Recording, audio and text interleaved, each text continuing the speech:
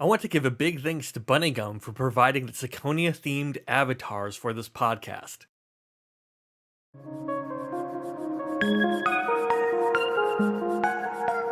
Hello, and welcome to the III Fragments virtual chat room. We're going to be talking about Ciconia today. My name's Ed, and Adam, I'm glad to see you here. You took a little while. What happened? Yeah, I finally found it. Turns out, okay, through the Kazuya, if you enter in 4, okay, instead of 3 fragments, it will put you in a room all about death, and that is quite unfortunate. But I found my way here, and here we go. That's awesome. Kazuna can be really weird with translation and stuff. But without further ado, hi. Like I said, I'm Ed. This is my buddy Adam, and we read Ciconia together, essentially. And we are going to basically discuss all sorts of things about it. This is going to be a spoiler-filled podcast, so please read Ciconia before you check this out. You will be lost. You absolutely will be lost because the thing that makes this story special is actually reading it piece by piece and going through and then changing your opinion on what you think is going to happen because every time you think you have an idea, all right, it just throws something in there to completely change the trajectory. And I'm like, I got to think through this all again. Yeah. So that's definitely how it is. So let's get started. Now with why we read it. Yeah. So actually, you've been trying to get me to read any of the When They Cry series for a very long time. Yeah. And I originally started off by reading the first half of the first episode of Higurashi. And I'm like, I don't need to see 10-year-olds going to gym class for 6 hours. But then you pitched me Ciconia, and you did it very vague and was a poor representation of what it actually was. But it got me interested. It's so hard to talk about any of these things without spoiling them. You always have to be so vague. It's always the tip of the iceberg, and so it's very hard to sell. But you're right. So this is like your first foray into the When They Cry 7th expansion universe. And I am kind of knee deep in the trenches. I'm not 100%, but I've at least seen all of Higurashi. I've read up to chapter 3 of Higurashi, or episode 3. I've read all of Umineko, the bonus stuff for Umineko, played the fighting game, and this is my second time reading through Ciconia, and I'm very glad that I read it again because I noticed a lot more.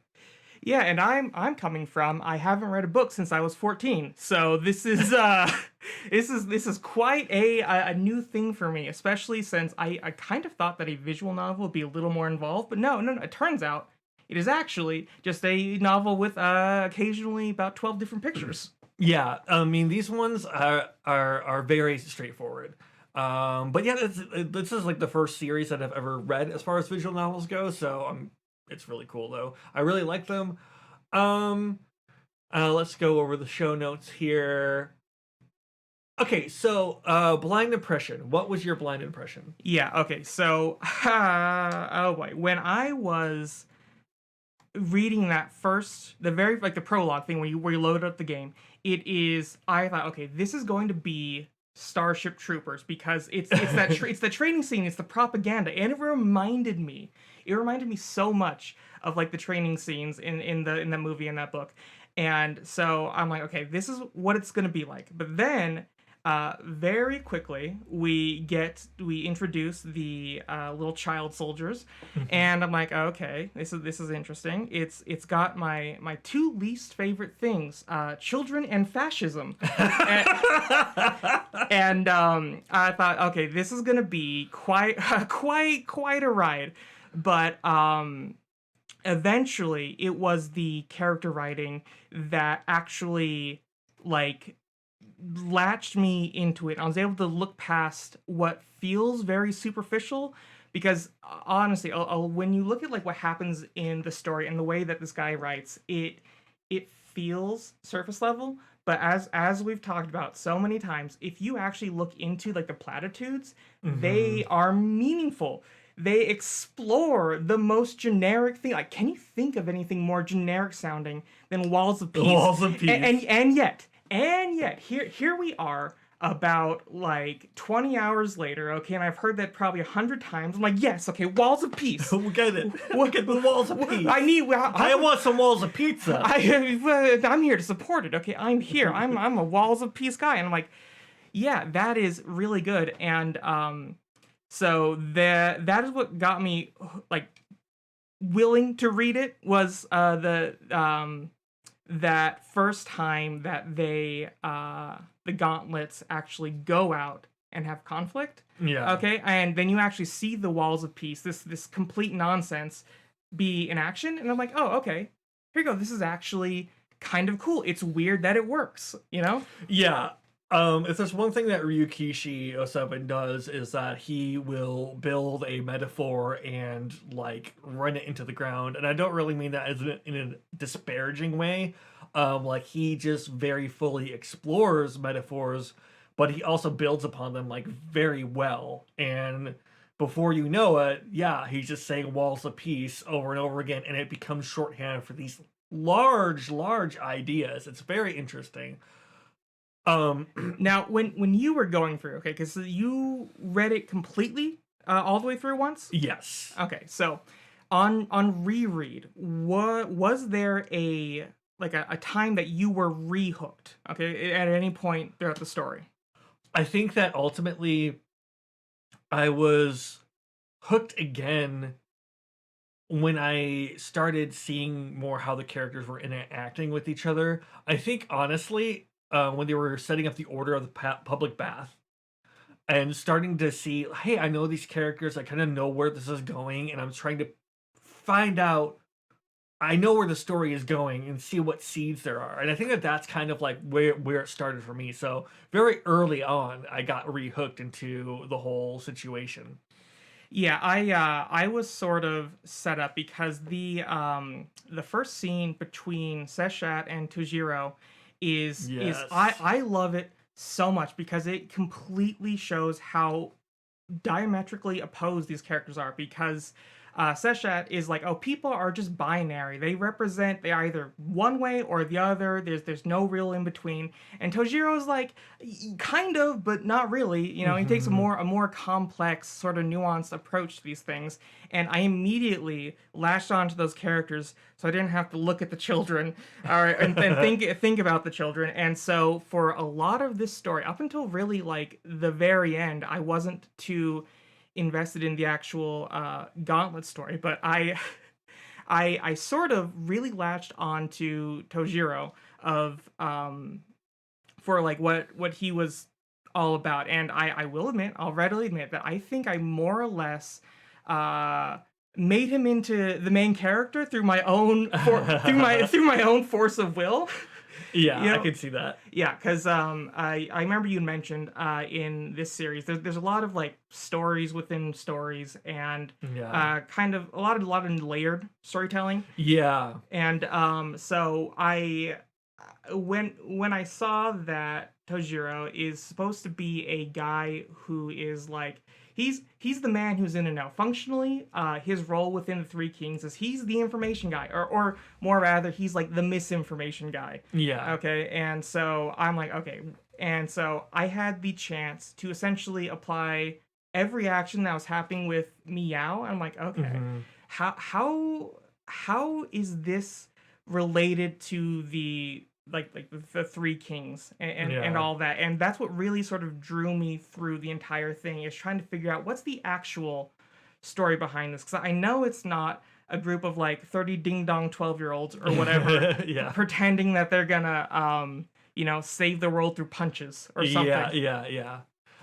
Yeah, I mean, like, Tojiro is definitely a very interesting character and such, and like, I'm glad that they kind of like hooked you, because they also, you talking about it so much, because we would talk back and forth giving our thoughts, and it helped me sort of realize their role in it a little bit better too, and pay attention to it, because there's a lot going on with them. Oh my word! Oh, there is so much going on, and I have to give what's the writer's name again? Ryukishi. I have to give him props, because for every scene between Meow and Tojiro plants something in Meow's head.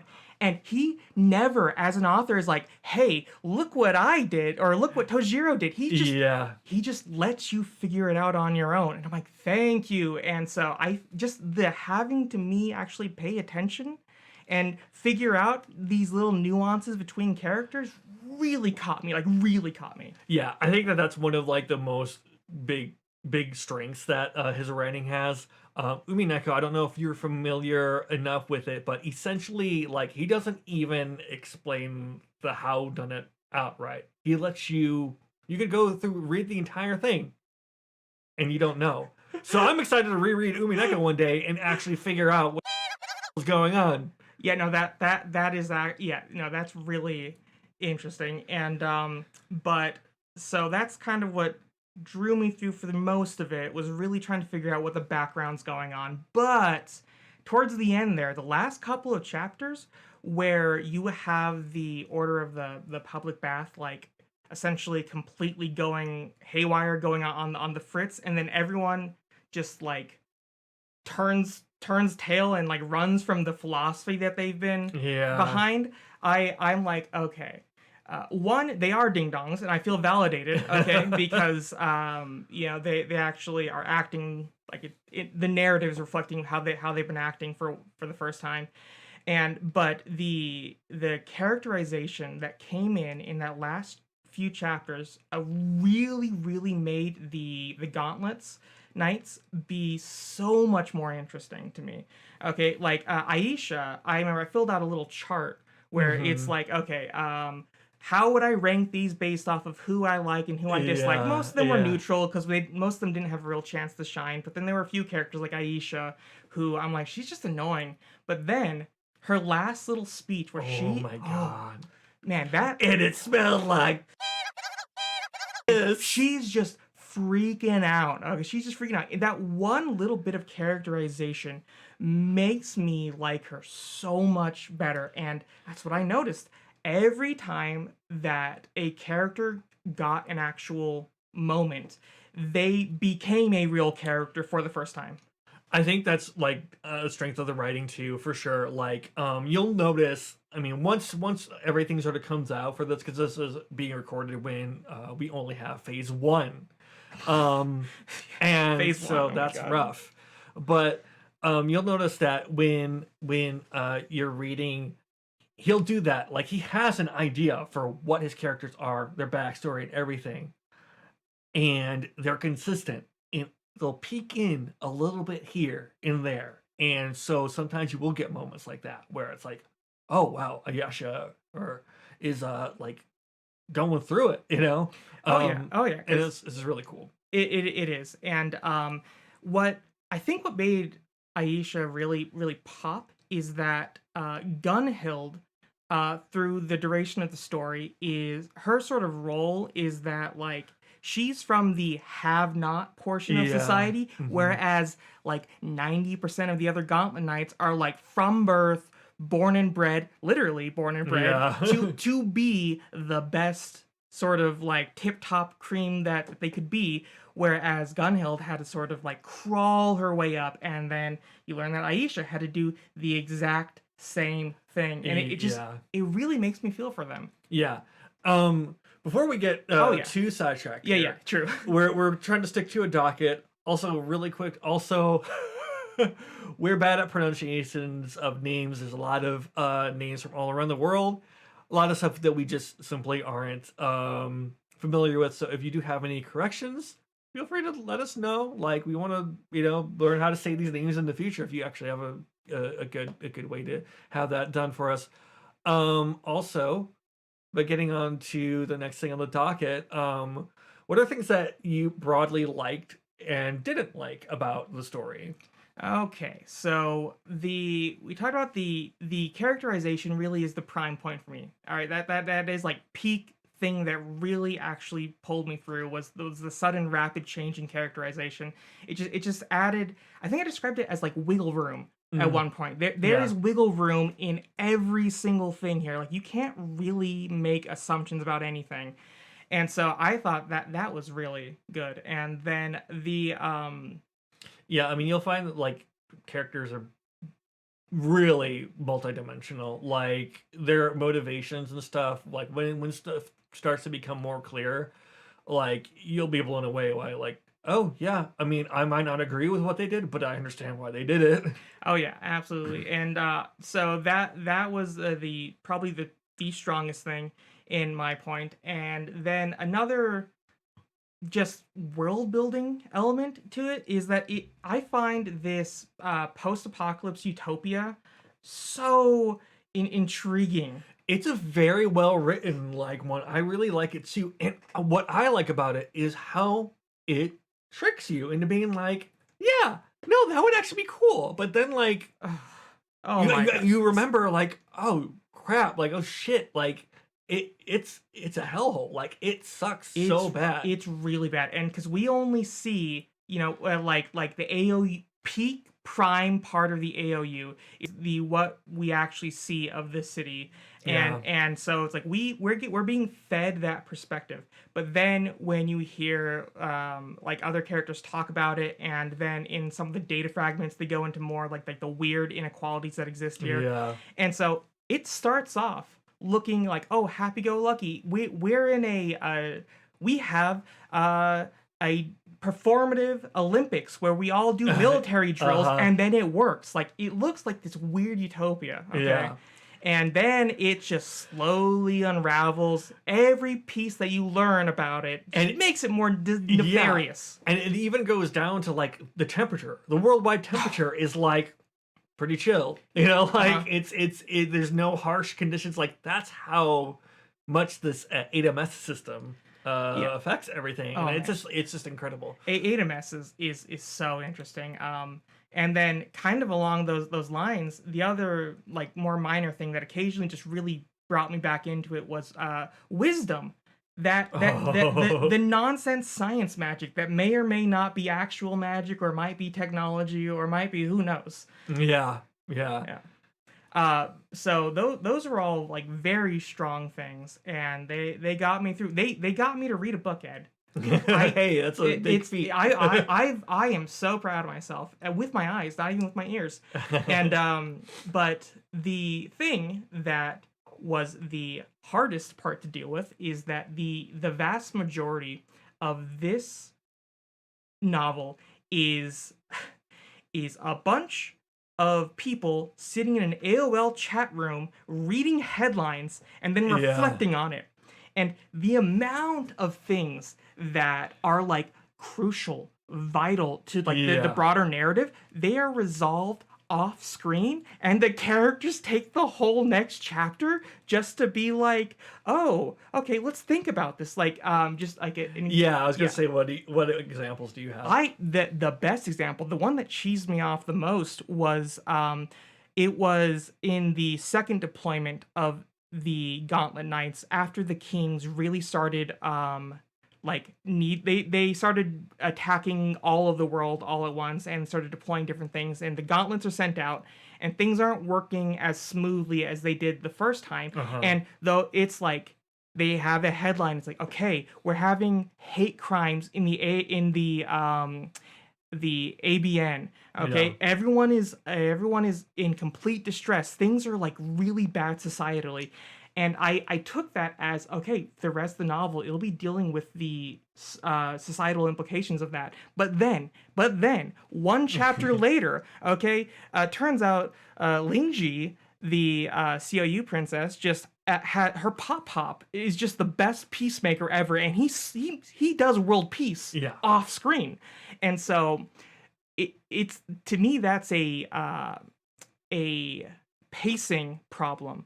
Okay, that is like rough. It was frustrating to deal with. That things like the things you see happen in the real world are resolved off screen a lot of the time. Yeah. But at the same time, it completely feeds into the like the characterization thing. That is a strong point. And so I'm not gonna knock it for being horribly bad. It's just I don't know how you can get someone to read this unless Yeah. they specifically like those old episodes of Star Trek where nothing happens and they just talk at a boardroom meeting. You know, like that's what I was thinking about. Is it's the boring Star Trek, but for the whole thing with occasional bits of anime. Yeah, and all the crazy stuff happening. Yeah. Yeah. So for me, I like so much about this. I love the characters. I love the world building. I think I'll touch more on the world building here. Like the Caro Pollo stuff is so funny to me. Yeah. Just like I daydream about like what does this place look like? Because they do a little bit of like explaining it, but it reminds me a little bit of Star Wars, where they would, I mean, very old Star Wars. I'm talking about like the original trilogy, where it was still very much like you get glimpses of a wide, interconnected, sprawling world, but you get just enough to kind of feed your imagination. And I think there's so much of that in this. Not to mention just like coming up with an entire world structure of government and everything, and like factions and stuff, and like a whole separate history is very daunting to me. Like, Oh yeah, no, absolutely. This is a book about geopolitics. yeah, Like start to finish, everything is geopolitics, but it's kind of it's threaded along through the emotional beats of these characters. yeah. And as far as like things that I didn't like, oh my gosh, I'm trying to even think. Like, I'm so, especially after my second read through, like I'm so high on it. I think maybe like, I would say my first time reading, it was the characterization. You didn't get a lot of characterization for many of the characters until you get to the extra fragments where they're kind of just Yes. goofing off and hanging out. Absolutely. And I think that that's where like a lot of his writing will shine, because there's all the dire stuff that happens, of course, right? And that's like easy to sell people, but the heart is the characters and the fun that they have, and that's what makes you want the good ending, and that's what makes it the highs are high so that the lows are so low so that the highs can be really high, and that's what I love. I think that's a really good way of describing it, because you do want people to succeed, and when you look at these characters and what they're trying to do, aside from like the three kings who are they're a little bit comically evil, like, you Yeah. know, wringing their hands in the corner, you know, giggling about how they're going to reset the world. Yeah. They're a little bit like that. Towards the end, they had some more stuff, but for all the other characters, if you try and like dissect their motivations, just about everyone who has a face, okay, I should emphasize, who has a sprite. Oh, yeah. That's another thing. One of my like weak points is like,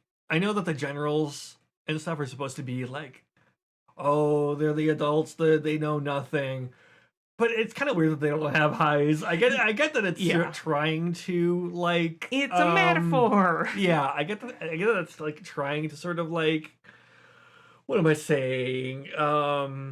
It's like they're trying to Be like visually they're- represent what they are in the narrative, in the drawing, as in they don't have a soul, because eyes are the window to the soul. They don't have Yeah. those. And it's just kind of weird because it's like, I mean, they're still people, you know. They are. I get the gist of it, but it is kind of funny when it's like people. Like Umi and Aiko had this thing, these goats in it, and they did Okay. something very similar with the goats, but it's like that's a completely different thing. It's kind of like, I can see you dehumanizing a goat, but trying to dehumanize people is just a little weird. So I kind of wish they had at least some kind of eyes. Yeah, especially I know exactly what you're talking about. It's kind of like the stormtrooper problem in Star Wars, where they don't have a face, so it's okay to be awful to them. Yeah. But what confuses me a little bit is that there is occasionally they will actually talk about the broader ramifications to like the normal people. Yeah. Because the gauntlets are not the normals. They are very much these specials that are Yeah. like sort of sitting above everything.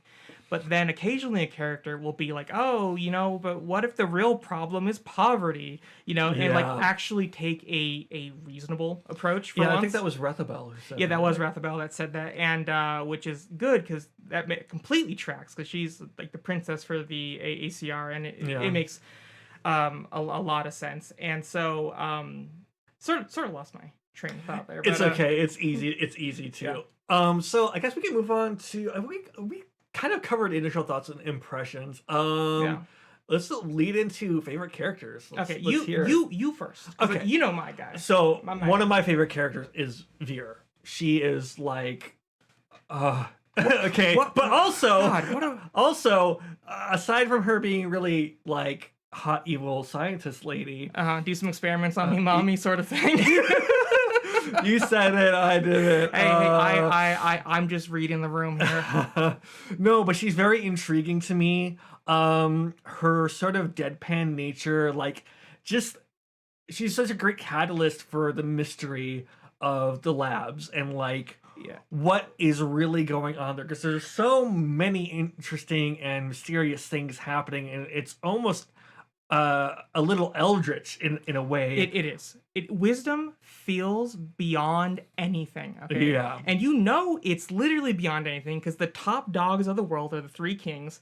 And when a certain somebody destroyed the 8MS system, Comrade Mario. All right, safe stepping in.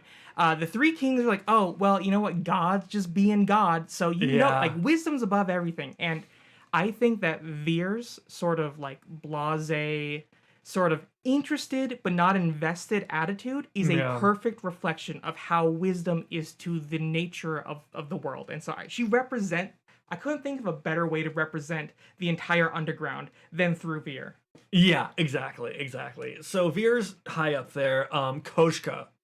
I love Koshka. I love all Grey Mold. They're like, oh my word, the babies. Like I want to protect them forever and ever. But Koshka, I will burn down the world for that poor girl. Like she's amazing.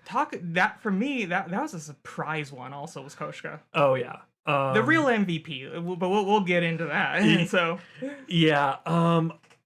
Jaden is a super awesome character to me. Like I don't know, he has some really cool like just things that he does and talks about. I don't know that were kind of cool to me. I really like Jaden. I as a person. Okay, all right. I think that he really has a hard time with lofty concepts. Okay, because a couple times through the story, he's just like, oh, I don't know, what do I do? Do I disobey orders? Blah, blah, blah, these same sorts of things. And so but he's also extremely emotional, okay? And the best scenes you get with him are when he's trying to process his emotions and he actually does it. So he's like maximum himbo, head empty, but heart full, it is wonderful to see, like Jaden.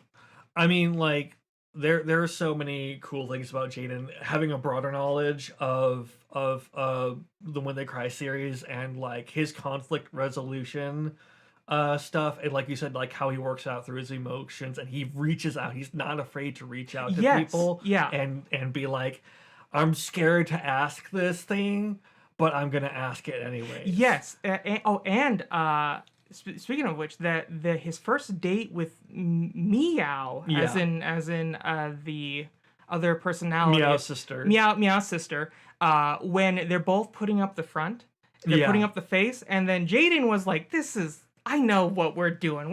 We shouldn't be doing this. This is ridiculous. Yeah. It's just, it's the heartful sort of thing that I really like about him. Yeah, and I think, like I said, like, in the context of the broader stuff, like that is like he could help fix so much problems in the other things, just because that communication is key. It's such a strong thing. Those are probably my top 3 characters, I guess, without having to go through. I mean, like, I love so many characters. I could talk about some of these characters for so long, but I'm just gonna leave it at that. I was gonna say, as for like a summary, that's pretty good, because we could literally have whole episodes on each of the main characters. Even some of the side characters that get surprise characterizations, we can have entire conversations on.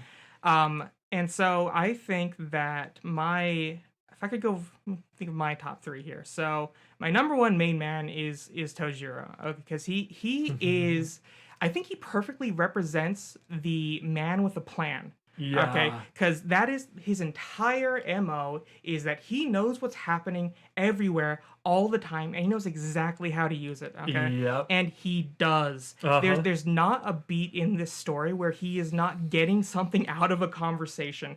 And Yeah. it's fantastic. I think it's the perfect representation of like that archetype. But then you get flavor. Like he is also really like person focused. Okay, whenever Yeah. he's talking with like Seshat or Gestress, or even like remarking about like Three Kings sort of stuff, he's always thinking about the like humanity as a whole. Mhm. Okay, and so that is just, it makes him a little bit extra. He doesn't just know everything, but he's also worried about people, but at the same time Yeah. he's willing to be a real manipulative guy to his He's willing son. to go there. I mean, like, that's the thing. Like, he really is willing to stop all over Yeah. the world because he believes in whatever his goals are Yeah. so much. And, And like, yeah, so I can't wait to understand, like, to fully his motivations to and really stuff. really dig into it. I think the thing that is like, they gloss over this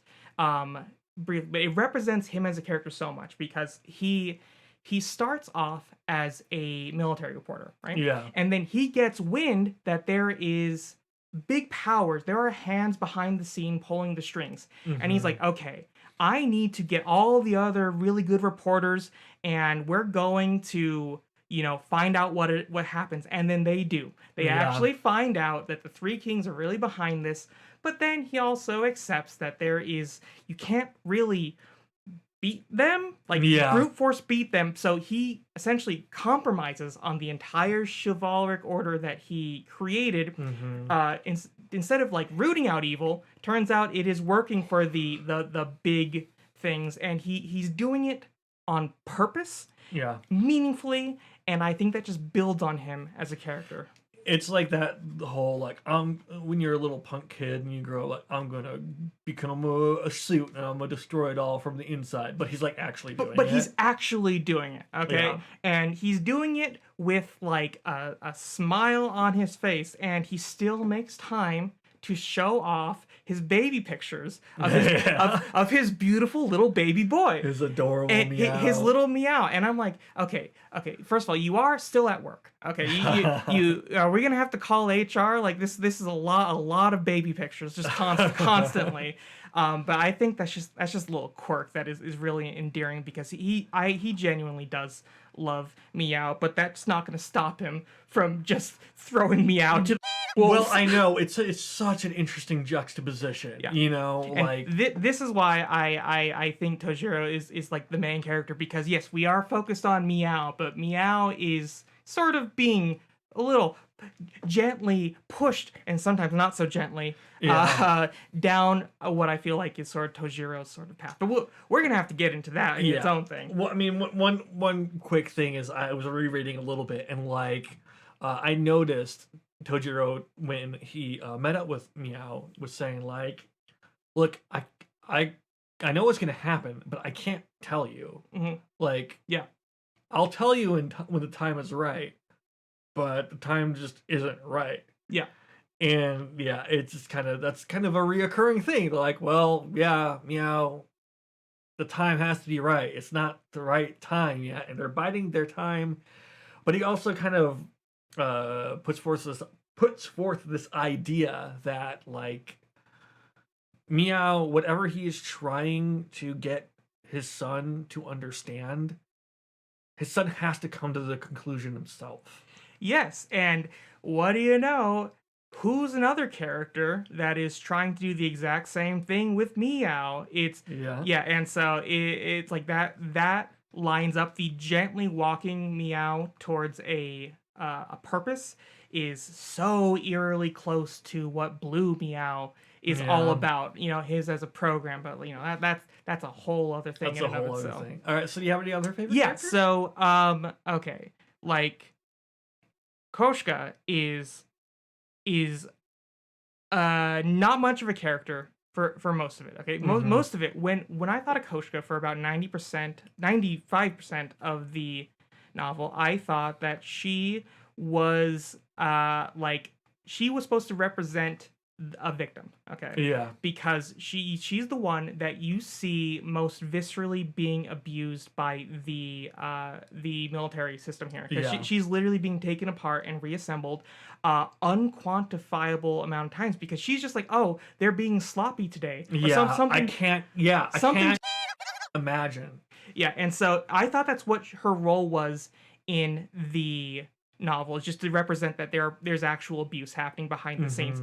I think she's way more than that because towards the end there, she is the only character to really actually stand behind the morals that she's presented through the entire thing. Well, Meow a little bit, but all the other Gauntlet Knights were turntail. But I mean, like she straight up is like, now even you should be able to see this, like, Meow. Yes. I'm paraphrasing here, but like this world has been lacking love from the start. Like you can't fix it the way that you're thinking about fixing it because there wasn't any love here to begin with. They're just using us and throwing us out. And she calls out the vapid nature of the public bath order immediately because she's like, in her last little speech before she runs off, she's like, it doesn't matter that you friended me on Clash of Clans, okay? Yeah. That doesn't mean anything. Yeah. And she was talking about that the whole time. And well, it's actually true. It really didn't quite mean much at the end. Well, she was like also the only one that was like reality, while everyone else was able to play Christmas games. party. Exactly. Yeah. Everyone was able to sing and dance while they're being blown up because they're completely removed from reality. But no, she was there, and she was there because she was being horribly abused the entire time, and it makes me feel for her so much. And I just the real MVP of the Gauntlet Knights, in my opinion. Yeah. So yeah, so that's Tojiro, Koshka, and let's see here. There's this. Oh, here we go. Valentina, the Leto lady, man. So this is the perfect example of surprise sudden characterization because she's introduced as a referee at the Fascism Olympics. Yeah. Or Battle Standard Festival. And so it's like, okay, whatever, not really going to be a character. And then the next time you see her, after the public bath thing, it is her watching a Leto general get secrets from Tojiro, and she's just there listening to Tojiro being like, hey, sell your stock in crops, buddy. Yeah. And she's just there soaking it in. And then right after that conversation happens, she gets things starting to escalate on the world tension wise. And then Mari, the other Leto Gauntlet Knight that we see, calls her freaking out, like things are about to go down. Yeah. And then Valentina just like with a deadpan face is like, hey, it's fine, nothing's going wrong, it's like everything will be good. And it's just that two-faced nature was it to me that created a whole character immediately with her trying to essentially, I don't use this term lightly, but she was literally gaslighting her friend by withholding information that she literally was hearing from generals and spies and stuff. And I'm like, she even made like a really rude comment. Like, oh my afterwards. God. She's like, your weak will, whatever, is going to cost you. She was reflecting about her friend concerned about World War IV. Yeah. Was like, oh,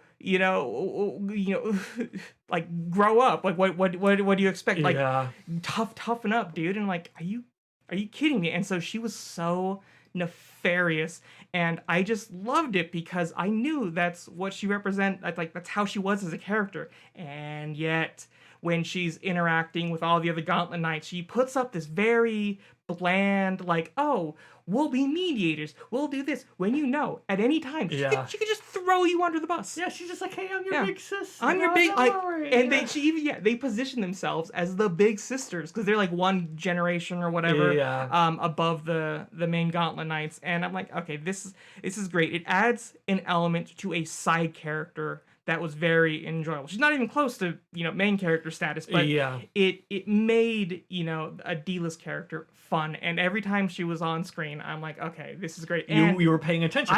I was paying attention now, and I feel vindicated about how she acts, and we'll have to go into that a little bit later. But so yeah, those are great examples of main character throughout, sudden main character, and then really good side character. Yeah.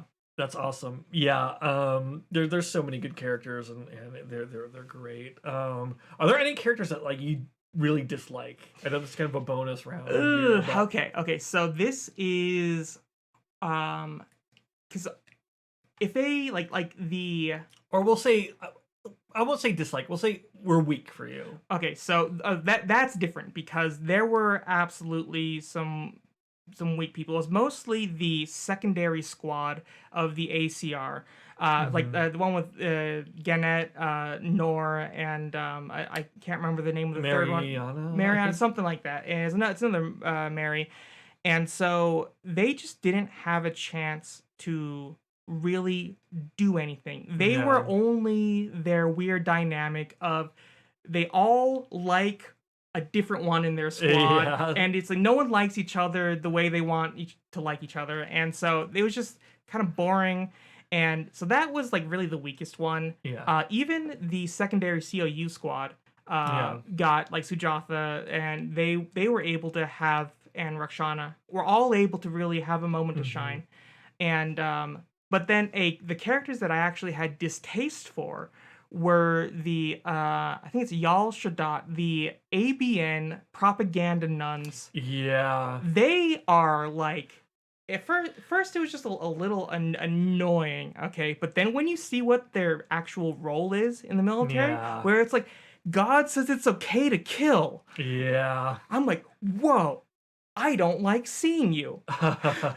Yeah, no, I don't know why, but I totally glossed over it my first time reading, but I saw it like the second time. I was like, every wow. time they're in battle, but they go hard with the propaganda. Yeah, they're all about the propaganda, but I also love how when shit starts hitting the fan, for real, they have one of the best lines. It's like, what sort of heaven is waiting for us when we're shooting frightened lambs in the back? Like, just a moment of self-awareness. Yeah. Of well-deserved self-awareness. And so I just, those were the ones where they actively annoyed me when they were on screen, and I just like, oh my god. But then again, I don't think they're bad characters. I just didn't like them because they fit very much into the A3W world, sort of representing where everything is propaganda and manipulation. Yeah. I think far as weak characters for me, like I would probably agree with the love triangle. I mean, like they're I love it. It's funny. It's a great gimmick, and I wonder what's next for them.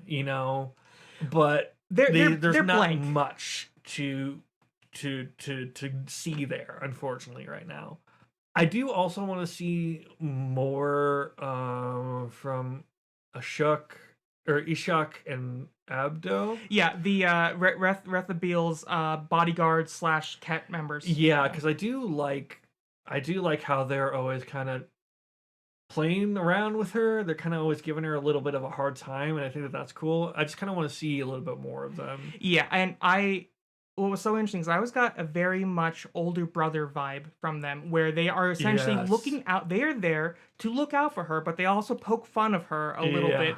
And then it was interesting because then her actual older brother is a part of the story, and I'm like, oh, that's thematically cohesive. That's actually pretty good. No wonder she likes her fake older brothers way more than than her actual older brother. I think another character that really is blank is Naomi, ABN Yeah. was Stanisław. Yeah. Stanisław. And so just it's room. It's wiggle room, like we It were is talking wiggle about room. before, where it's a lot of there's an absurd amount of characters. Yeah. And they just need time. Yeah. And I think one of the fun things about Stanisław for me is like he is a very kind of stoic seeming, and he seems like he's kind of introspective, but he also seems like he's kind of a dick. Like him and Naomi are very weird to Naima, because they're always just like, here, have some drugs or whatever.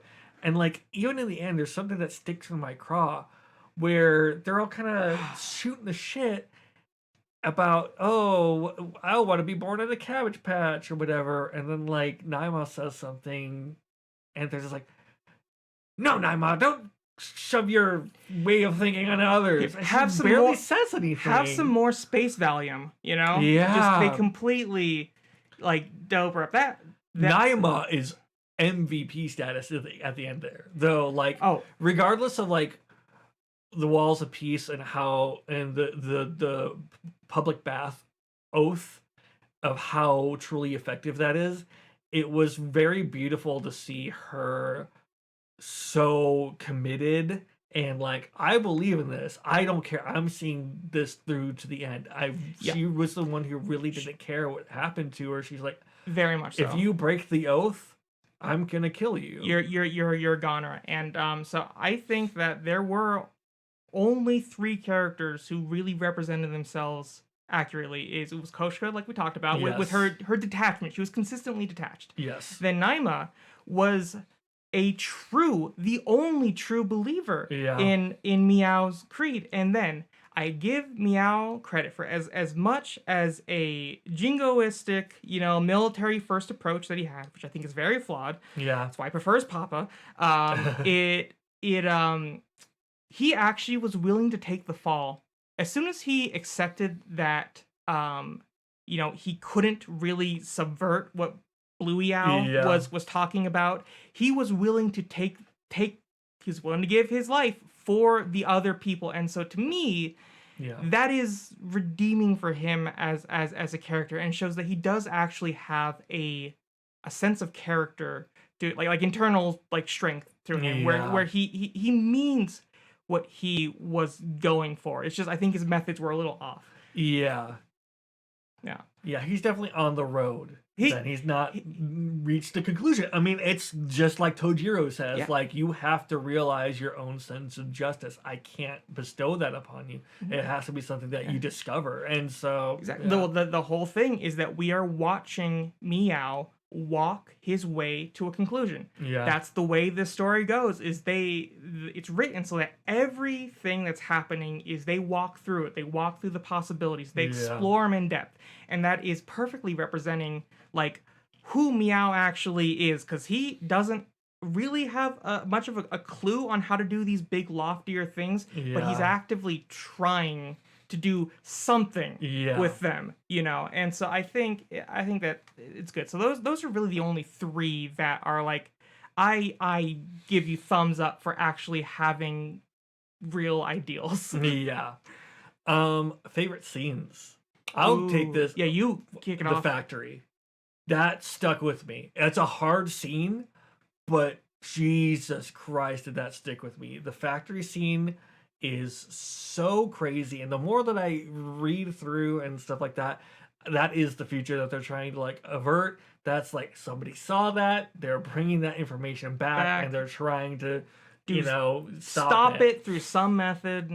But like, it is very intense and scary, and it kind of comes out of nowhere. And the Factory 2.0 Electric Boogaloo, where you hear a disembodied voice say, "Child of man, I cannot tell you," because like we've discussed, I have more overall experience. Broad meta knowledge.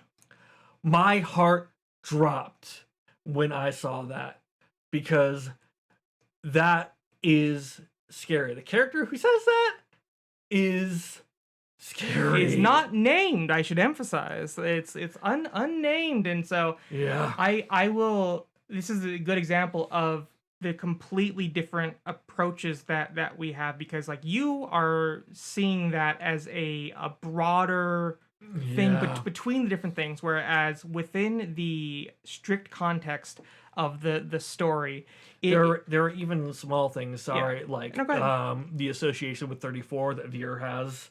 And I mean, even, you'll see a blonde haired woman say certainty, and you'll be like, oh, Amanda Delta, Satoko, yeah. is that you? Another funny thing, I'm gonna kind of Go ahead. let you in on something. Veer's disappearing act. Mm-hmm. That's not the first time we've seen that kind of disappearing act. I No. have to say. There you go, a little hook to get me into one of the other ones. And so, but yeah, and the thing with the factory that really got me is because, like, for me personally, there is a upper limit to the amount of body horror that affects me. Yeah. At a certain point, it gets to be so over the top and so gross that I just kind of shut it down a little bit. But there was something in that very first factory scene where they're being hung up, they're being defeathered, they're being defurred, they're being dipped in that vat, and the character is awake, and the thing that they are latching on to most in this, okay, you're on the butcher line, is that they're with their family, and that hit me so hard, because it's like, yeah. They're doped up, and even in this thing, they're only really able to hold on to like their family, and that's the only comfort they can get. And I'm like, oh, and then they get pulled apart, literally. Yeah, that was really hard. Like, yeah, that's a rough part. Another one of my favorite scenes is probably when Vera is giving the tour.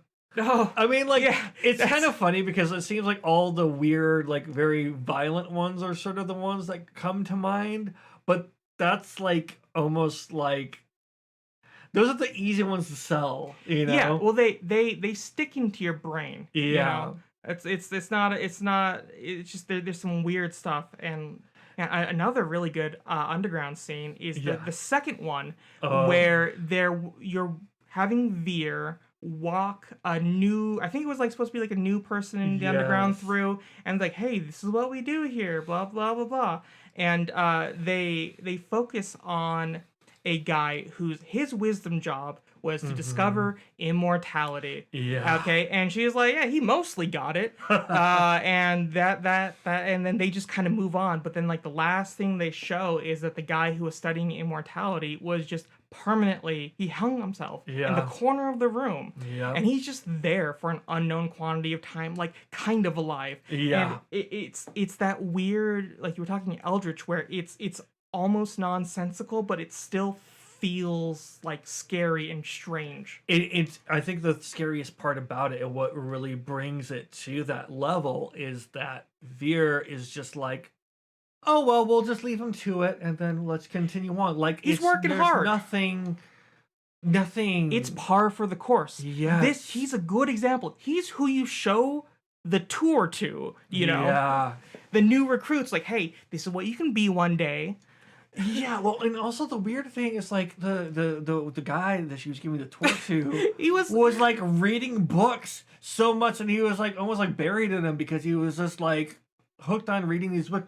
But didn't they imply that like his head was flattened or something? Yeah, he was like, they at what the very is end going on? It's like, to me, it kind of like, oh, his brain, like they just cut the top of his head off, and he just is missing most of his brain.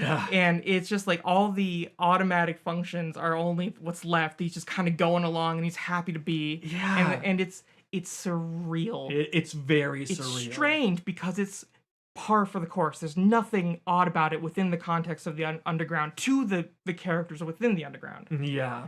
Another really cool thing is when Seshat erases people's memory, or the traces of her thing, like that. Like, she goes from like this very intriguing character to just exploding into like, how high is your power? How does the power go? Because man, the scene where she is essentially, taken out the stray recruit from her order. Yeah. I think he's called like Mr. Gray or something. It That's where when you learn that her order that she was head of, their job was to like maintain wisdom like properly or something. It was about humans interacting with wisdom and doing it right. And then Seshat's just like, you know what? It's time. I'll just unilaterally make the decision to give our order to the kings because they're the ones that are meant to be doing it, and I do this because I'm I'm the grandmaster or whatever. Yeah. And then they wipe the minds of Mari and Valentina, and those two, the Leto ladies, are reflecting about like, oh, I have this weird memory gap.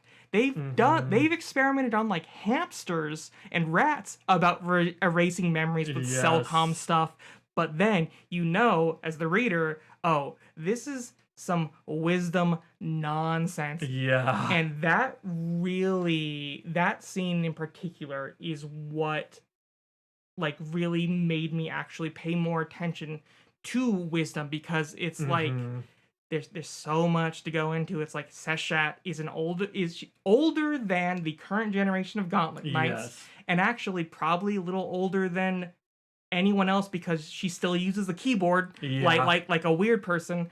And I like how they give you like a timeline of like technology and then people associate you with it, so you kind of be so like, it's like shit. Yeah, Okanogi's crew can barely use a selcom. Tojiro can kind of use a selcom, and then Meow is like just fall on into it, and yet Seshat, an older generation person, is still fully able to use the Gauntlet Knight, and I'm like, it's wisdom. What is it?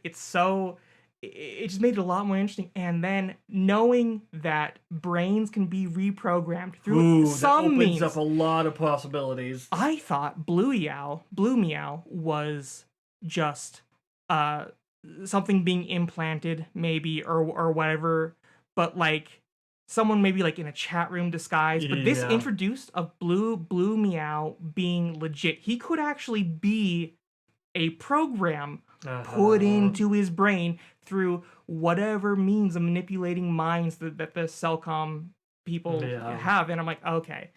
It expanded the possibilities of that whole thing like way more. I loved it. Yeah. And another interesting point about wisdom is like the Drizzt conversion. Yeah. So that was like something that she was working on. That's what she did in the surface world. Yeah. That was her last contribution before nixing it to the underground. Yeah, basically. So it's very interesting, but that also ties wisdom together with gauntlet technology in a way. It does. Which makes it, kind of scary. It really does. And there's just the connection between wisdom and everything.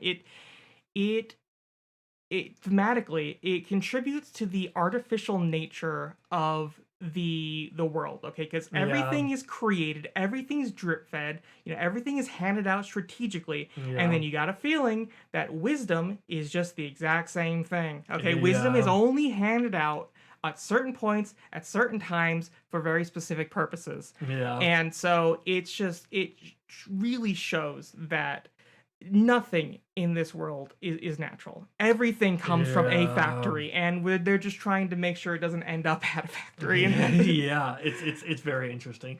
So did you have any favorite scenes outside of those? Absolutely. There is the scene that I really enjoyed was in the first Gauntlet deployment, specifically with Rethabel, when she's going in there and she is having a standoff between an AOU fleet, and then you have an undrawn captain, okay, who perfectly represents the walls of peace, because it's this no-name, this stranger who doesn't even get an eyeless portrait, all right, is the one that prevents the war from going out, because a normal person believed in the idea of non-conflict and just de-escalated the whole situation, because Rethabel set it up, but it was actually this normal unnamed captain that made it work and prevented and kept peace going for a very long time. And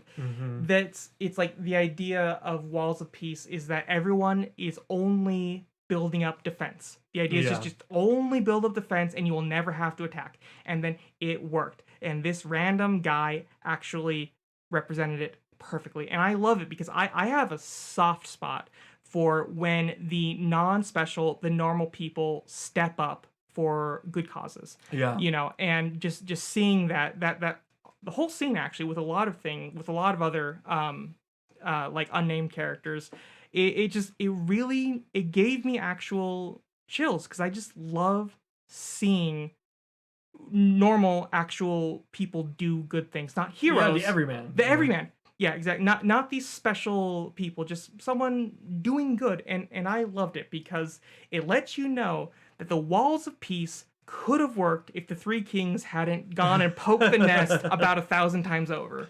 Well, I mean, I think another very interesting thing is that the author actually references the Cuban Missile Crisis and how it was a similar thing. Same thing, It was yeah. like one guy was at the right place at the right time and wanted to de-escalate. And that's, without going on too much of a tangent, that is one of the most interesting things that he does in his writing, is that we've been talking about people with half a brain and people hanging and gauntlet knights flying through the air and stuff like that. All this weird, fantastic stuff. But he knows when to pull something from reality. It's like, you know, that saying that reality is stranger than fiction. Absolutely, yeah. And he knows when to pull those stranger than fiction bits out of reality, out of history, and put them in the story that not only helps him make a point, but also just like It really punches up what's happening. Yeah, and it makes you more invested in it because it's not just this random story about, hey, wouldn't that be cool if people could fly with gauntlets? Yeah, like exactly. It's not the propaganda film we saw at the beginning where it's like, hey, let's get a bunch of kids and have them fly around and won't that be cool as we're saving the world? No, it's a lot more than that. And it's a great example of that. And so yeah. But that I love that, which kind of ties into my like the different themes. There's so many themes, and it's kind of like each set of relationships has their own theme to it. Yeah. You know? And so like, were there any standout themes to you? One that stood out to me a lot, and this is after reading through Higanbana. And Higanbana is another work from Ryukishi, and it deals with bullying and the school system and stuff like that. And there's basically like a thread or a thought that he brings up about what it makes a utopia. And a utopia in a school is everyone gets along in the classroom because there's the single kid that they bully. Okay. So it's a utopia. Everyone gets along, but there's one person who is has not to, a utopia to bear the brunt of everything, and it's not a utopia. It's not real, and I think that kind of is explored here as well. It's my favorite theme also. The fake nature of everything. Yeah, and like there's that sort of scathing critique of the school system where he's like, this school is only existing to make sure a certain person succeeds. Man, when Okanogi is checking up on Chloe, that's the scene you're talking about, right? Yeah. And then he gets informed for the first time about how they're making their super soldiers is by essentially giving them free wins. Yeah. All right. And they're like, oh well, you know what? The other ones there, the greens and the reds or whatever colors they had, they're just there for the one blue. They're the one person chosen, the anointed ones, more or less. So to break this down, essentially for those who maybe, I don't know, need a refresher, the concept was that they needed people to be confident. Like they needed to instill confidence in people somehow, and that was done by winning. but they wanted to make it seem like they were winning on their own merits. So they were forcing basically these other people to lose. They were cooking the books on natural talent. They were making sure that the most talented people were not having any actual competition, just the illusion of competition. Yeah.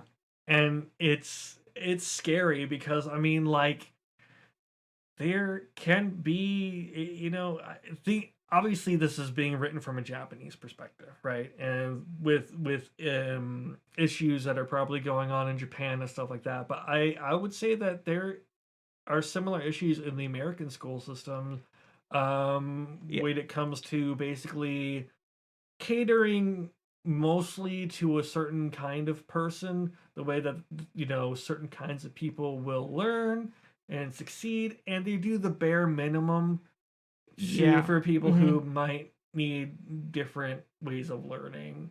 When they did that whole scene where it's like Chloe wasn't actually digging her way up, it kind of, and all these people were getting special attention. It kind of reminded me of like the advanced placement classes in school, and how in high schools advanced placement often gets a more share of like the school budget, and people tend to spend more and pay more attention because these are students deemed to succeed. And it's so funny that Chloe was the one being sent back to, you know, the rah-rah camp, because she used to be in one of the Dated Fragments. They talk about how she was a cannon fodder person. But then they changed how they do their SATs and how they arbitrarily judge who's going to win and who's not going to win. And she got thrown to the top. And so it's just like it's a complete sham. The whole ALU's approach of making their Gauntlet Knights is just doesn't actually work. It's just crazy. Like that was like a really intense theme, and it was really cool how they explored that. And like you said, there's so many themes. Like, it's they're innumerable, but that's how a lot of his writing is where it'll be like he's got so much to say about so many different things, but it all comes together to make one story. And it doesn't feel meandering because it all fits together somehow. And a theme that it's not as up in front, but it's still there, is that like everyone thinks that they're kind of doing the right thing, you know, more or less. Okay. And you know, because like the Gauntlet Knights and the Public Bath Order, they're all trying to do what they think is right, okay? And then, you know, Tojiro openly talks about how the reason why he's paired up with the Three Kings is because he thinks that they can't handle keeping humanity alive, and so it's him doing all these, siding with who he once hated, is because he thinks he's doing what's right to preserve humanity. Even Seshat, a really good example of another Grandmaster turncoat, is she genuinely believes, oh yeah, you know, the Three Kings are just anointed by God, and so we can take our order of preservation and then just completely swing it to these people for just because they think they're doing what's right. And even though the Three Kings are, you know, just very shallow at the end, they at least took responsibility once the 8MS was destroyed to not want to have humanity's downfall be so painful and drawn out with like the food shortages and stuff. And so they were acting in what they thought was the best interest. And so what it really amounts to is there are no right answers. And you see that because as many times as these characters are talking about, okay, how can we do this? How can we pull our punches just enough? There's never a right answer because there aren't any. And it's just trying to navigate your way through these environments based off of really your own like philosophical perspective. And that's it. All the characters have their own perspective, and you only hear about it. I think really hearing you say that again, Kojiro saying, I can't tell Meow what he needs to do. he needs to come to understand his own sense of justice. And I think that that's might be ultimately what the overarching theme of the story could be, is like, the world is very, very complicated. You aren't going to be able to fix everything, but if you can come up with your own sense of justice and you're really trying your best, I don't know. Yeah, I don't well, know. It's hard. It's hard like, to say. yeah, it's like essentially develop your own philosophical viewpoint to the point where you can have a conclusion, you can have a goal to work towards. But also that you can talk it out with people of differing and Yes. find out. Because I think one of the most interesting things that happens is when Jaden is talking about basically, I guess, his sexual identity and Meow and how all that interchanges. And the characters that are helping him out even say they're from different countries. They have different laws there, but they understand that because Meow and Jaden are from the AOU, their like laws about same-sex relationships and stuff are different than some of the other laws. And they even say, because I know that you have these more like lax laws, this is what I'm going to tell you. But if you were from the AOU and Meow was from like the ABN, I would be giving you totally different advice. And I think that like also maybe falls into that. You have to come up with your own sense of justice, but it's also, you have to kind of understand.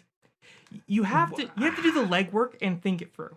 Yeah. Okay? You have to have it be based off of something. One size doesn't fit all, I guess. Because it can't. Yeah. All right. There's no way to have a universal thing, which is a little bit interesting because the factory, it looks to me like everyone is getting a one size fits all sort of treatment and that's what everyone's well, not everyone. I'm sure some people are down for it, but it's what Meow is trying to avoid is that sort of thing. And so that fits in with it. And I think that for as much as I knock the story for just being people reflecting on news headlines, that is the meat of the story. That is where the heart, the emotion lives. It's about people thinking, people processing in their own ways to the best of their abilities. Yeah. Because Jaden is great at processing his emotions, okay? Whereas Koshka can't deal with any of it. Yeah. All right? And so everyone is trying to work their way through it to varying degrees of success. Yeah, I mean, and that doesn't even also like begin to touch the themes of like identity that are like prevalent through here, because they have these things called congenital parallel processors, and those are basically people. I think the way it was described in the story was that's what they used to call multiple personality disorder. I think, I don't know if they named like this a specific disease, but they said that people used to think. So I don't think he's trying to say it's this literally. It's it was like the philosophical, like the idea, the cultural idea of multiple personalities. Yeah, and so it's interesting. Like that's a whole thing. A whole thing that it's one of those. It's the wiggle room, because we only know of one confirmed CPP person, and that's Meow, and Blue Meow. Blue Meow, yeah. And but then when you try and look at other characters and how they're reacting, it's like, okay, are they just are they a multiple personality thing, or are they so repressed and then they just have like emotions popping out? Like I actually do kind of want to talk about that, because the amount of we can go into theories. Yeah, the like when Rakshana actually had a chance to, instead of just being like, oh, I'm so shy, I'm the shy little thing, she has these outbursts, okay, of like complete her giggle fits. Giggle fits, okay? And it's like, as a reader, I know that this could be like a separate personality coming out for whatever reason, or it could be, when you think about it, okay, where's she from? She's Yeah. from a more repressed place in the world, and she was there on like a special like exemption. In her background, it basically says that like she's as a woman able to be part of like a squad or something From like like Saudi that. Arabia or something, yeah. And it was like a special exemption for the king, like you said. Yeah, and so it's like, okay, is she a multiple personality thing, or is she just so repressed, Like masking. she can't process what these things, and it gets let out, like her lets it out as like these laughing fits, and then these sort of weird like character moments that happen where it's like, is it just them or is it someone else? And who do you think has a separate personality just living in there? Okay, so I think so we obviously established Meow. I think Rikshana is, because she goes, "Hey, Rookie," it's like she's talking Like a different name, yeah, like talking to herself. A different name, and I feel like it's not a nickname. Let's see who else. Chloe. Yeah, for sure. I think Chloe's the best example of a possible like extra person in there, because the differences, okay, because she's normally just like a nervous trying to keep it together, okay, but then there's like this sadistic sort of nature. That you call it Evil Chloe or Chloe Evil. Oh, that Chloe Evil. What a forced nickname, but it's perfect by those two goobers in Grave Mole. It's the best they can come up with, and that's I think that's one of the best examples. Chloe for sure. Oh, one of a huge one that we're talking about is Veer. Yes. And Jestress. We're basically working through the idea that somehow, with wisdom and brain rewriting and 4D printed bodies and stuff, I mean, all the parts are there, right? I think that Veer and Jestress might have been a single person with CPP that were separated into two different bodies, essentially. Yeah, and so when we're talking about this, so let me ask you, what is it that makes you, what for you tied Jestress to Veer at all? Like, what was, because I know what tied me to it. Okay, well, I mean, this is another overarching thing, right? Veer 34, Jestress says, what's it called? A certain certainty and stuff like that. Enough times we're like, okay, are these certainty 34? Those are usually go hand in hand.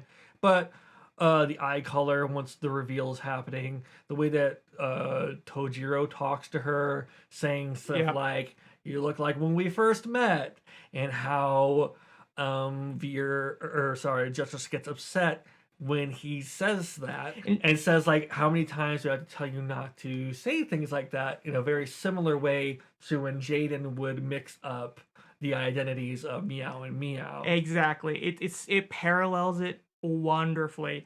And that the scene where Tojiro and Jestress are talking, and the way she says it is almost in like a coy sort of way, as in she might not have been Tojiro's ex-wife, unnamed ex-wife. Yeah. But if she was in the background, I can see how that sort of thing would have come to like, hey, wrong one, Oh, for sure.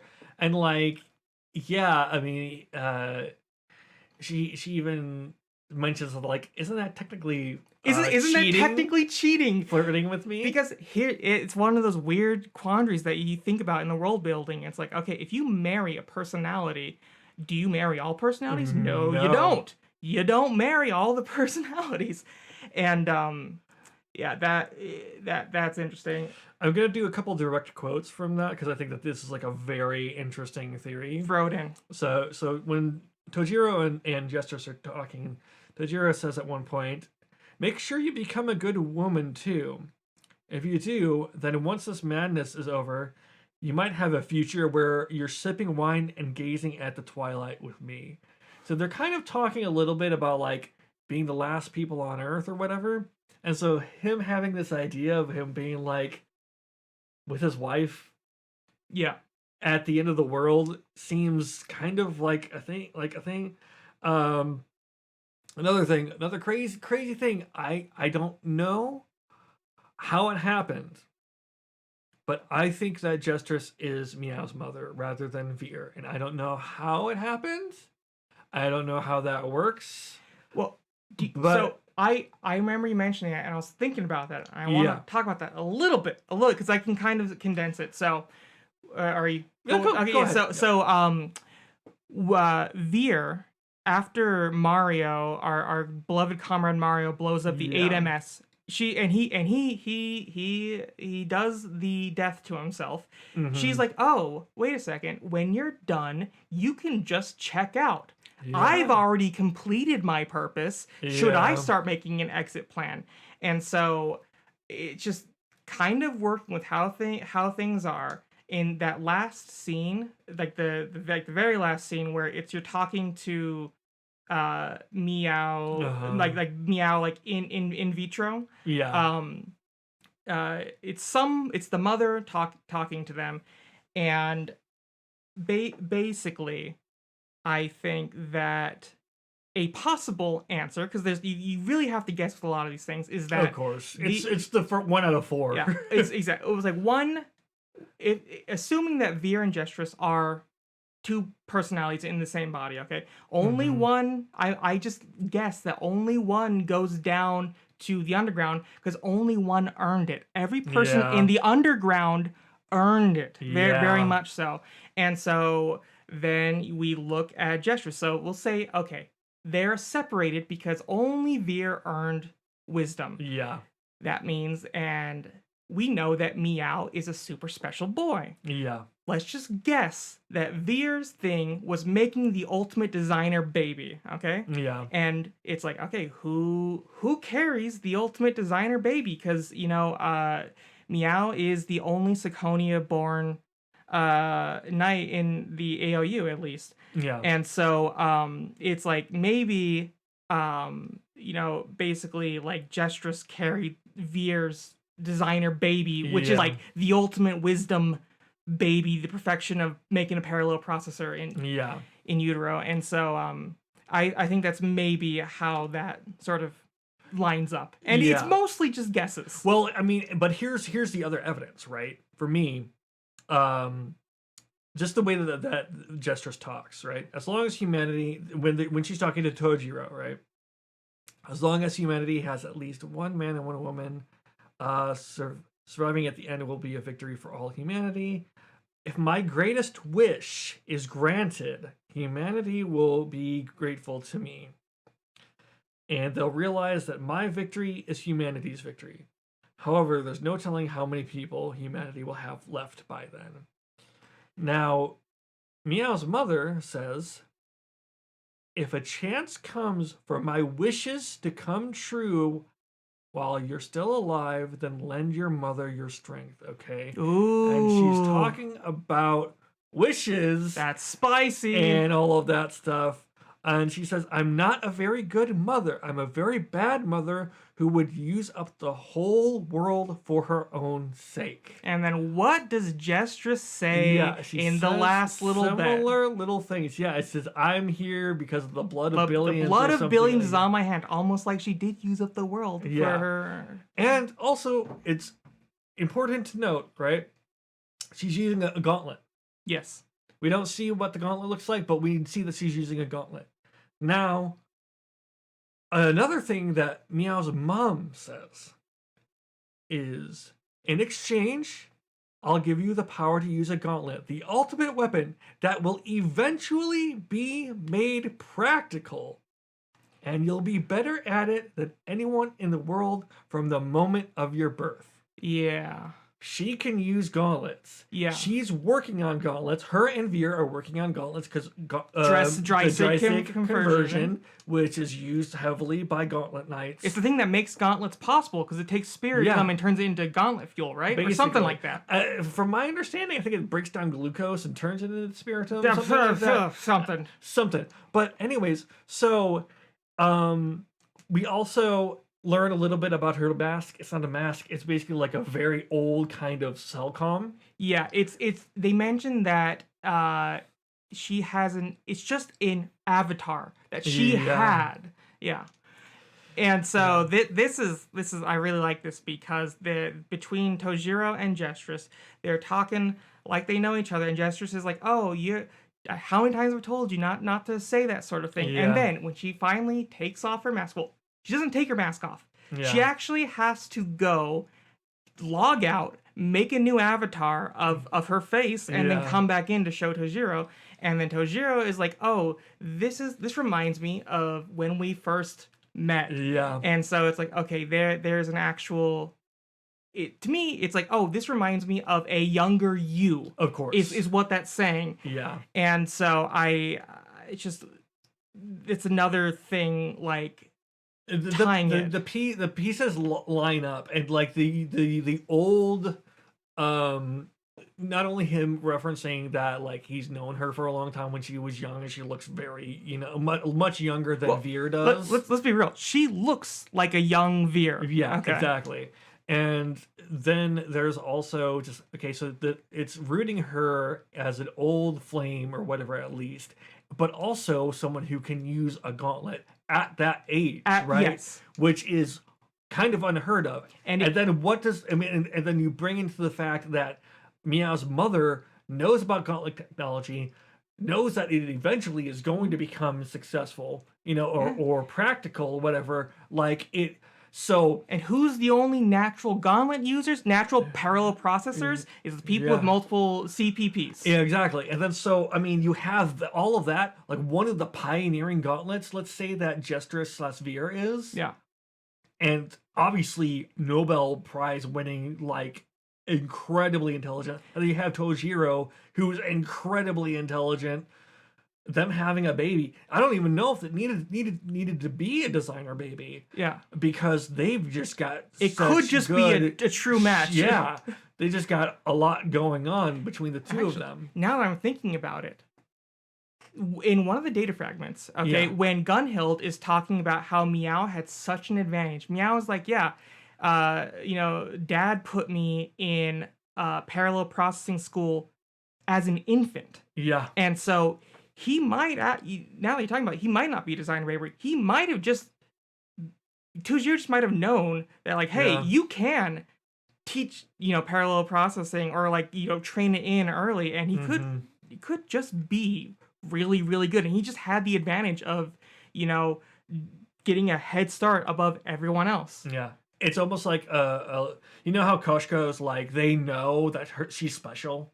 Yeah. It's like Jestrus or Veer is like, that like they just know that that's a special person, and that like that's kind of how he knows, like, okay, if I have a child with this woman, like the baby is gonna be kind of one of a kind in a certain way. So I don't know, that's kind of my thoughts on that. There's exactly, that's one of my favorite things because it's so out of text, it's so not literally in the text. Oh my god, yeah, this is just it's like, okay, together. You take intentions and then you look at what's happening, then you create intentions, and then you combine those intentions to see the relationships, and it's like, okay, in the bounds of this relationship I've created, how would this work out? And that's what I love. It's all about making things up.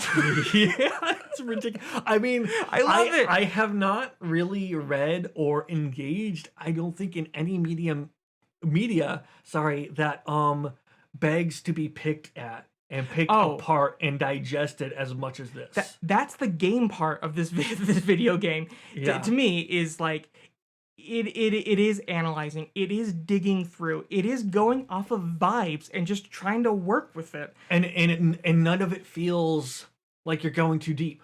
No, because things go pretty darn deep naturally. Yeah. And so I had it was such a great time because I'm not much of a reader. I'm not even much of a like obsessor about media. Okay, I Yeah. rarely think about things to the degree I've thought about this story. Okay, Yeah. and so that just is a testament for how intriguing it is and how fun it is Yeah. and so I appreciate the amount of wiggle room given to these characters that you as a reader can have a great time. Yeah. Have a great time coming up with your own things, your own relationships, your Yeah. own intentions, and then theory crafting forever, Yeah. and then it feels like it's on purpose. Oh, for sure. I mean, if I can tell you, as much as I love Ciconia, it is probably between this, and this is probably having to do with the fact that it's unfinished. Yeah, part one, But part two coming out in 30 years. but for me, between Ciconia, Higurashi, and Umineko, Ciconia is the weakest Really, by a lot. that's interesting. So I mean that. Yeah. Yeah, I mean like by a lot, and like that's not to say that I haven't come to appreciate this a lot more my second read through, because I'm seeing so much more and there's so much good stuff going. And when I say weakest, it's like it's not to disparage Well, it. It's phenomenal, you know. it's hard. It's probably least favorite is probably Least a favorite better. is the better way Yeah. to describe it. But yeah, so I mean like that's what I mean. Like some of the things that you're picking on or picking up, like oh how you were digesting the characters and theory crafting and all this stuff, and like oh the characterization that this character gets, like Umineko, like the characterization that some of those characters get is probably at least 10 times more Yeah, I than like the most developed character or the most character development that we have to work with so far. so far exactly. And so I remember when we were first talking about this sort of thing, and I was mentioning about how okay characters can suddenly become characters out of nowhere. Yeah. You did mention that Umineko sort of does that sort of thing also, and I'm Yeah. like okay. That's why the only other visual novel I actually have any interest in is Umineko. Yeah. And so I really like it. I definitely want to not jump right into that because Yeah. I think that the just reflecting on Ciconia, there's a Yeah. lot to digest here. I think that was also my problem because when I first read Ciconia, it was while I was in the middle of reading Umineko Yeah. as well, and I think that's why just like a lot of it just would. Yeah. Just flew out because there's a lot to keep track of. Okay, there's Mm-hmm. the amount of moving parts. Well, the amount of visible moving parts is a lot. Yeah. But then as soon as you get one layer of abstraction, it's like okay, is Tojiro actually full on with the Three Kings? It's just like, and then all these things like what the hell is up with Lilja and the Jiroi Institute? And so there's a bunch of the background gears that you can create is just a whole other like gamut of machinery Yeah. to this stuff. And so I really want to take some time and actually digest it, it. and work and kind of work through it, think of it, process it, and I think that's really why Spoiler alert, you never stop. you never stop. So I've heard as from what little I've seen, there is a degree of fervor in the When They Cry community. He's already making memes, everybody. Oh, I already know. got him. I know. I very rarely make memes, but I made a meme and I posted it to the internet, and I'm like, oh my god, this is new ground. I'm breaking new ground. But yeah, and so that's why I'm so excited about this podcast, is because this is Yeah. just getting into roughly like where we are, broad thoughts about it. But as we dig deeper into this thing, it will let me process it and kind of mull it over, and God help me actually go back and reread, bits and pieces. Yeah. Well, I mean, that's a pretty good stopping point, I think. Yeah, I think that really shows us what we're really aiming for with this. It's just fun, kind of reflecting on what it is, and the theories will be insane and nonsensical as they should be. Of course. All right. Well, everybody, thank you for sticking with us this long. It's been a pleasure to have you. Do you have any closing things to say? Yeah, I appreciate listening. And what is like your most not based in text theory? Yes. We would love to hear the nonsense Your that most you cracked that theories. you've concocted almost out of nowhere. Almost out of nowhere. Yeah, that's definitely a good prompt. But yeah, everybody, thanks so much. We'll see you next time. We will see you again. Thanks again for watching all the way to the end. Adam and I had a blast. Please check out Bunnycom's phenomenal work if you can. Don't forget to check out our socials. If you really enjoyed this podcast, ask Caro Pollo to hop on that subscribe button. See you again. Have a nice day.